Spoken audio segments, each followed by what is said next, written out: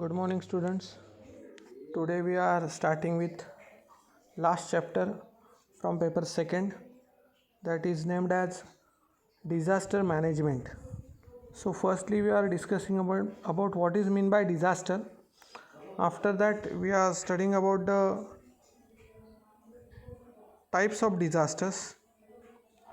After that, effect of disaster, effect and impact of disaster, disaster management, the nature and extent of disaster, first aid and emergency actions, and mock drill. What is the importance of mock drill?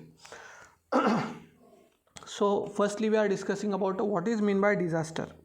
So it is defined as there is all of a sudden trouble to the mankind is said to be as a disaster.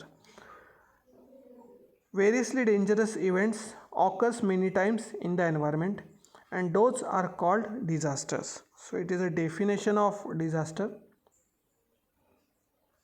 Variously dangerous events occurs many times in the environment and that is called as disaster. So what are the examples of disasters? That is a flood, wet and dry famine, cyclones, earthquakes, volcanoes, etc. So these are all the natural disasters. Disaster म्हणजे आपण त्याला आपत्ती असं म्हणतो मराठीमध्ये. कोणत्याही प्रकारची नैसर्गिक आपत्ती ज्याच्यामध्ये पूर, दुष्काळ, ओला आणि सुका, सायक्लॉन म्हणजे वादळ, अर्थक्वेक म्हणजे भूकंप आणि वोल्कॅनोज म्हणजे ज्वालामुखी. यातला आत्ताच आपण रिसेंटली एक डिझास्टर अनुभवलं ते म्हणजे सायक्लॉन, निसर्ग वादळ. हे मोठ्या प्रमाणावर आपण आत्ता त्याला अफेक्ट झालेलो होतो. तर या डिझास्टरचं जे सडन अटॅक आहे, ट्रबल आहे मॅनकाइंडसाठी, हा फार डेंजरस असतो. So it is a word sudden and huge are the important in the definition. United Nations is also defined the disaster, the sudden event that lead to the huge loss of life and property is said to be as a disaster. Sudden event that leads to huge loss म्हणजे थोड्याशा किंवा अचानक आलेल्या आपत्तीमुळे मोठ्या प्रमाणावर होणारं नुकसान, दोन प्रकारचं, लाईफ अँड प्रॉपर्टी म्हणजे जीव आयुष्याचं आणि मालमत्तेचं होणारं नुकसान, याला आपण डिझास्टर्स असं म्हटलेलं आहे. आणि त्यानंतर या डिझास्टर येऊन गेल्यानंतर होणारे जे त्याचे इफेक्ट्स आहेत त्याचा आपण अभ्यास करणार आहोत. याची एक्झाम्पल्स त्यांनी दिलेली आहे. आत्तापर्यंत आलेले डिझास्टर्स मोठमोठे वोल्कॅनोज आहेत, cyclones in Odisha, catastrophic earthquake of Gujarat and Latur, महाराष्ट्रामध्ये आलेला सगळ्यात आत्तापर्यंतचा मोठा भूकंप लातूरचा भूकंप, किल्लारी गावामध्ये तो सगळ्यात मोठा प्रमाण त्याचं होतं. कोस्टल रिजनला जनरली येणारे सायक्लॉन्स आहेत आंध्र प्रदेशच्या. तर अशा अनेक त्यांनी एक्झाम्पल्स दिलेले आहेत. फेमिन आहे, dry wet crops, strike of workers, rising level of ocean, desertification, अशा अनेक प्रकार त्या याचे दिलेले आहेत त्यांनी. Depending upon the source of the disasters are divided into 3 types. So we are discussing the types of disaster. Geophysical disaster, biological disaster, and lastly most important, that is a man-made disaster. Geophysical disasters are again divided into 2 types: geological and atmospheric disaster, biological, plant and animal disaster, and man-made, unknown and international disaster. याच्या प्रत्येकामध्ये तुम्हाला examples दिलेले आहेत. जिओलॉजिकलमध्ये earthquake आहे, वोल्कॅनो आहे, tsunami आहे, landslide आहे, भूस्खलन ज्याला आपण म्हणतो. ॲटमॉस्फिरिकमध्ये हॉट अँड कोल्ड वेव्ज आहे, स्नोस्ट्रोम आहे म्हणजे बर्फाचं वादळ, स्नोफॉल आहे बर्फवृष्टी, सायक्लॉन्स, हेलस्ट्रॉम्स, ड्रॉफ्स, फ्लड्स हे सगळे प्रकार त्यामध्ये येतात. पूर हे सगळे प्रकार त्यामध्ये येतात. बायोलॉजिकलमध्ये प्लांटमध्ये फॉरेस्ट फायर फार महत्त्वाचं आहे, ज्याला आपण वणवा असं म्हणतो. फंगल डिसीज आहे, स्प्रेडिंग, त्याच्यामध्ये ब्लिस्टर एक त्यांनी प्रकार दिला आहे. वीड आहे, वीड ग्रोथ आहे ॲक्वॅटिकमध्ये. कॅरेट ग्रास, कॉमन ग्रास हे त्याच्यामध्ये बायोलॉजिकलमध्ये येतात. ॲनिमलमध्ये इन्फेक्शियस डिसीजेस येतात, मग ते व्हायरल डिसीजेस असतील. आत्ता आपण सगळे बातम्या बघतोय, बर्ड फ्लू नावाचा जो व्हायरल डिसीज आहे तो स्प्रेड होतो आहे. त्यासारखे माणसामध्ये होणारे कॉलेरा, मलेरिया, हिपॅटायटिस, प्लेग जो उंदरांच्या साहाय्याने होतो, असे डिसीज आहे. बाईट ऑफ पॉयझनस स्नेक, एखाद्या विषारी प्राण्याने तुम्हाला चावणं, हे सुद्धा ॲनिमल डिझास्टरमध्ये येतं, जे सडन होणारा अटॅक आहे तुमच्यावरती. त्यानंतर मॅनमेडमध्ये पॉयझनस गॅसेस, ॲटॉमिक टेस्ट, अणू चाचणी त्याच्यामध्ये येते. अनप्लॅन्ड ॲक्शन, त्याच्यामध्ये ॲक्सिडेंट्स आहे. ॲक्सिडेंट हा एक मॅनमेड आहे, एखाद्याच्या चुकीमुळे घडणारी गोष्ट, घडणारा अपघात हा मॅनमेड डिझास्टरमध्ये येतो. आणि इंटरनॅशनलमध्ये युद्ध आहे, वॉर, फायर बॉम्ब ब्लास्ट आहे. फोर्स्ड मायग्रेशन म्हणजे एखाद्या समूहाला एखाद्या ठिकाणून हकलवून लावणं, हे त्याला फोर्स्ड मायग्रेशन असं म्हणतात.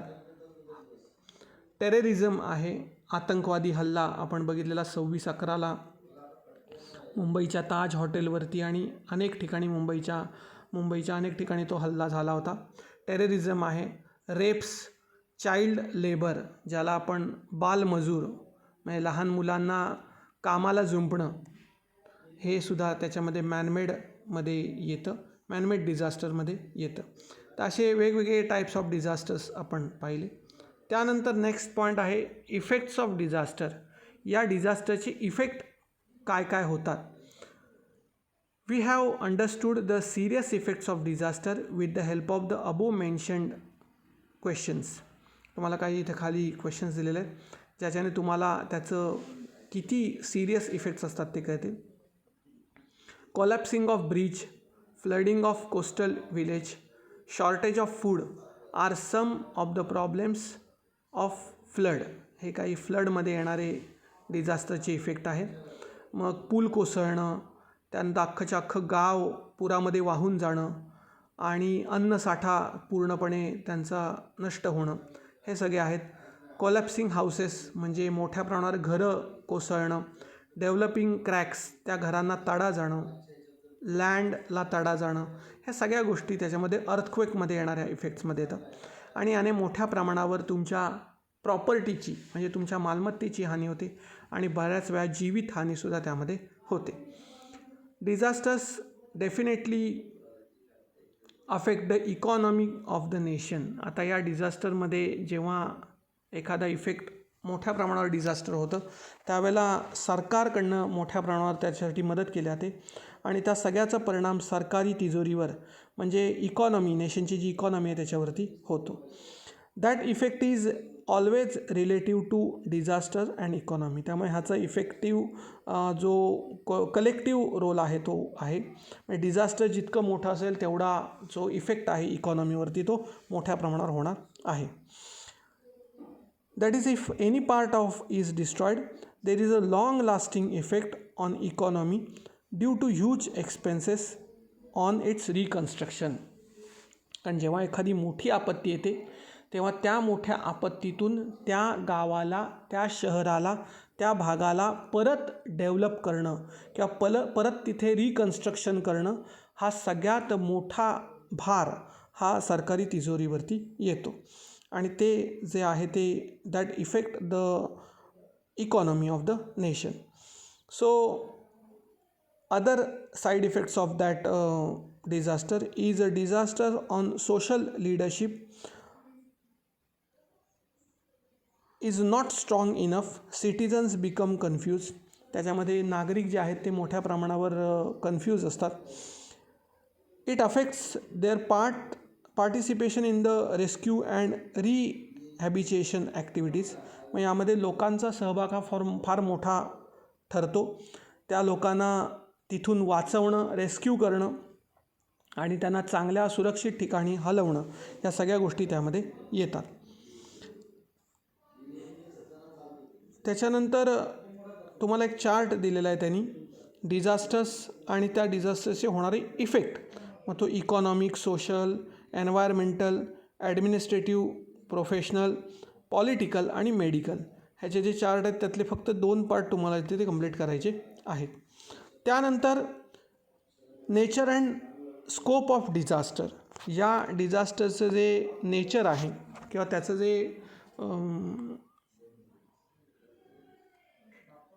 डिफरन्सिएशन आहे ते कशा पद्धतीने केलं जातात, तर त्या काय फेजेस त्यांनी दिल्या आहेत. 6 फेजेस त्यांनी इथे तुम्हाला एक्सप्लेन केलेले आहेत.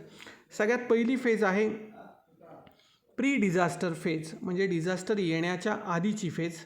त्यानंतर वॉर्निंग फेज, एखादं डिझास्टर येणार असेल, फॉर एक्झाम्पल आपल्या इथं जेव्हा 3 जूनला निसर्ग वादळ आलं, त्याच्या आधीच आपल्याला एक 4-5 दिवस माहिती होतं की मोठ्या प्रमाणात जे वादळ आहे ते आपल्या इकडे येणार आहे. याला वॉर्निंग फेज असं म्हणतात, प्री डिझास्टर फेज आहे. त्यानंतर इमर्जन्सी फेज, म्हणजे ज्या वेळेला ते वादळ चालू होतं, एक 5-6 तास, 8-10 तास ते वादळ कंटिन्यू चालू होतं, त्या फेजला इमर्जन्सी फेज असं म्हणतात. त्यानंतर रिहॅबिटेशन फेज, म्हणजे ते वादळ निघून गेल्यानंतर तुम्ही तुमची जी आवराआवर किंवा तुमचं जे सावरण्याचं जे क्रिया आहे त्याला रिहॅबिटेशन फेज म्हणतात. त्यानंतर रिकव्हरी फेज, रिहॅबिटेशन केल्यानंतर ते तुमचं झालेलं जे नुकसान आहे ते तुम्ही भरून काढण्याचा प्रयत्न करता. म्हणजे फॉर एक्झाम्पल घराचे पत्रे उडाले असतील तर ते आपण नवीन टाकतो, त्याला रिकव्हरी फेज म्हणतात. आणि लास्ट आहे रिकन्स्ट्रक्शन फेज. रिकन्स्ट्रक्शन फेजमध्ये जर घराची काही पडझड झाली असेल, एखादी भिंत पडली असेल किंवा अजून काही झालं असेल, तर ते सगळं आपल्याला परत एकदा बांधायला लागतं. बांध असेल तो पडला असेल, काही जे त्याच्यामध्ये डिस्ट्रक्शन झालेलं आहे त्याला आपण परत एकदा बांधकाम ते करतो आणि त्याला रिकन्स्ट्रक्शन फेज. अशा या 6 फेजमध्ये एखादं डिझास्टर आहे, त्याचे फेजेस त्यांनी सांगितलेले आहेत. त्यातले सगळ्यात महत्त्वाच्या 3 फेजेस त्यांनी दिलेल्या आहेत. त्यामध्ये पहिली आहे phase of emergency. It is a most important character of this phase in that maximum lives can be saved by quick action during this phase only. तर ज्या वेळेला एखादं डिझास्टर आहे, चालू आहे, पूर आलेला आहे, वादळ आलेलं आहे, भूकंप होत आहे, तर त्यावेळेला सगळ्या लोकांनी आपल्या लाईफला सिक्युअर करणं हे सगळ्यात महत्त्वाचा रोल त्याच्यामध्ये ठरतं. त्याच्यामध्ये जर लाईफ सिक्युरिटीमध्ये जर काही त्यांना दुखापत झाली असेल तर त्यांना मेडिकल असिस्टंट देणं, त्यांचं फर्स्ट एड करणं आणि त्यांना सुरक्षित जागी हलवणं, हे सगळे पार्ट त्याच्यामध्ये येतात. त्यानंतर ट्रान्झिशनल फेज आहे. याच्यामध्ये रिहॅबिटेशन मगाशी आपण बघितलं तेच आहे की त्यांना सुरक्षित ठिकाणी हलवल्यानंतर त्यांना प्रॉपर मेडिटेशन, प्रॉपर ट्रीटमेंट देणं, ह्या सगळ्या गोष्टी येतात. आणि लास्ट फेज आहे रिकन्स्ट्रक्शन फेज, ज्याच्यामध्ये त्यांचं जे झालेलं नुकसान आहे ते झालेलं नुकसान भरून काढण्याचा प्रयत्न करणं. तर ह्या सगळ्या गोष्टी ज्या आहेत त्या या डिझास्टर मॅनेजमेंटमध्ये येतात. आत्ता निसर्गवादळ हे अतिशय रिसेंटली झालेलं आहे, पण त्याच्या आधी एक माळीण गावामध्ये झालेलं जे मोठं लँडस्लाईड आहे 2014मध्ये, had seen a huge landslide in a village Malin, taluka Ambegaon, district Pune. पुण्याच्या ठिकाणी आंबेगाव तालुक्यामध्ये हे माळीण छोटं गाव आहे, ज्या ठिकाणी हे डिझास्टर झालं. त्यानंतर 6-7 वर्षांनी हे डिझास्टर आलेल्या वेळेचं चित्र आहे. आणि त्यानंतर 6-7 वर्षांनी त्याचं जेव्हा रिकन्स्ट्रक्शन केलं, तर रिकन्स्ट्रक्शननंतर ते गाव पुन्हा उभं राहिलं. तर त्यासाठी एक 7-8 वर्ष लागली आणि त्यानंतर ते गाव पुन्हा उभं राहिलं. असं हे एक्झाम्पल त्यांनी दिलेलं आहे. त्यानंतर अजून त्यांनी एक चेर्नोबिल ॲटॉमिक एनर्जी पॉवर प्लांटमध्ये झालेलं एक चेर्नोबिल यातली दुर्घटना सांगितलेली आहे, जी रेडिएशन लिकेज त्याच्यामध्ये झालं होतं.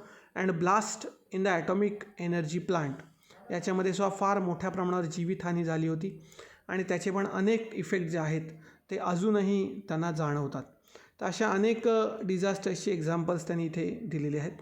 त्या सगळ्यापासून आपल्याला जर जास्तीत जास्त सुरक्षित राहायचं असेल किंवा आपल्याला जास्तीत जास्त याला फेस करायचं असेल तर त्यासाठी डिझास्टर मॅनेजमेंट आपल्याला माहीत असणं फार आवश्यक आहे. त्याचे ऑब्जेक्टिव्स तुम्हाला इथे या बॉक्समध्ये दिलेले आहेत. Which are the objectives of disaster management.